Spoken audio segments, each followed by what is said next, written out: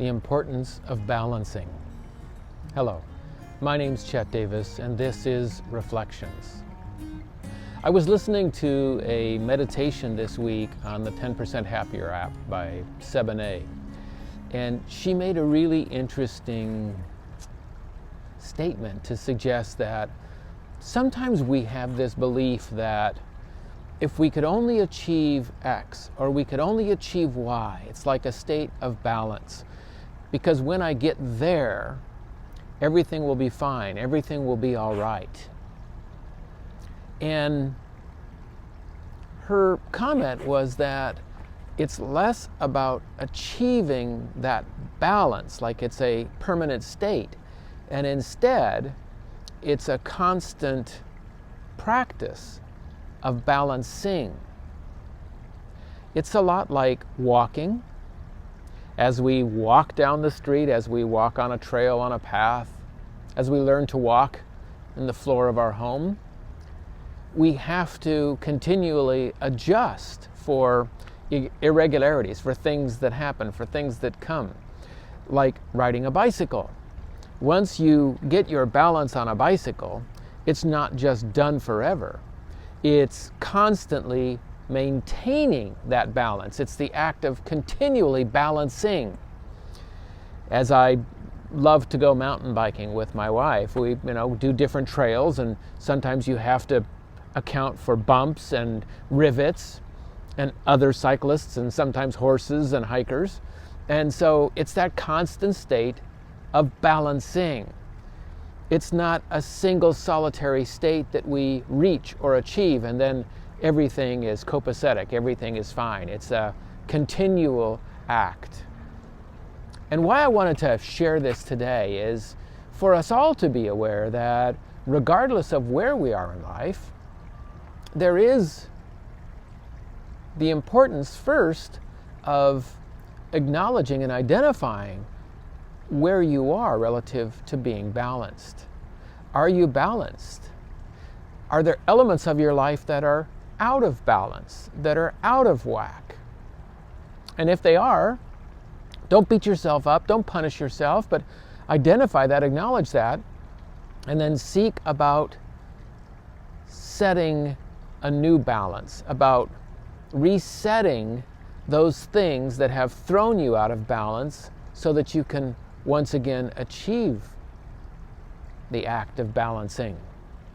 I was in a program years ago at my church. It was called Caring Community, and I think they had a really interesting way of looking at balance. It's like you take an index card, and on the index card you have 4 corners. One of the corners is your family. Another corner is your job, your vocation. A third corner is your faith, your spirituality. And the fourth corner is your passion, your hobby, maybe pastimes. And in the center is you. And it's significant, I think, because if you think of like arrows or strings between the 4 corners on your card, the 4 corners of your life, at different times, each corner may pull you in a particular direction. Each corner may require more attention at some time or another. And that does impact the other corners. And it impacts you in the center always because you are being pulled to different areas in different corners of your life. And there's nothing wrong with that. It's a fact. It's how we move through life. It's how we navigate. It's how we strive to balance ourselves. But first we have to recognize that. We have to pay attention to it. We have to realize that there are those things that will require more attention at different times. And something else may need to give up its importance for a moment or a while. And that's okay. But if we don't recognize it, then we can fall into a life that's out of balance.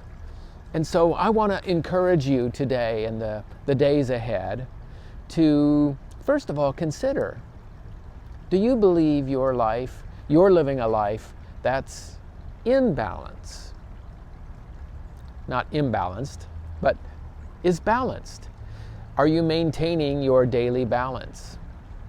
And if you believe, if you feel that there is an area that is out of balance, what can you do to strive to return to a state of balance, of continually, day in and day out, balancing?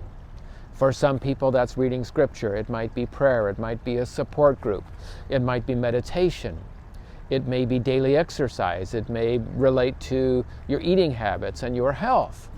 It may relate to finding new friends and developing relationships, repairing relationships in your family. It might be looking for a promotion or greater fulfillment at work. It might be looking for a new job. It might be whatever it is. We first need to consider, are we imbalanced? And then what can we do to course correct, like that keel in the bottom of the sailboat? So that's my encouraging word for you this week, is strive to identify, seek, and maintain balance in your life. My name's Chet Davis, and this is Reflections.